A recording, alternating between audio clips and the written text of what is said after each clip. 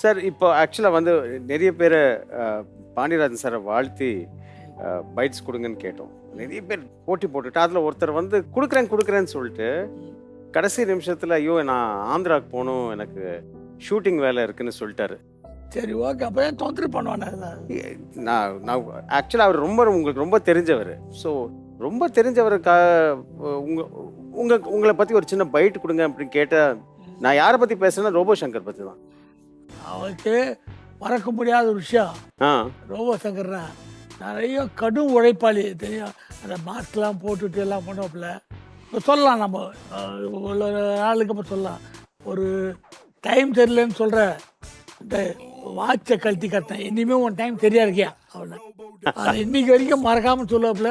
இப்போ ஃபோன் காலில் சொல்லியிருக்காரு சார். ஃபோனில் தான் பேச மாட்டேன்னு சொன்னார், நேரில் வந்துட்டாரு. ரோபோவை இப்படி உட்கார வச்சு பேசிட்டு இருக்கிறது ரொம்ப ரொம்ப மகிழ்ச்சியாக இருக்குது. உங்கள் வளர்ச்சியை பார்த்து ரொம்ப சந்தோஷப்படுற பல பேரில் நானும் ஒருத்தன். தேங்க்யூண்ணா.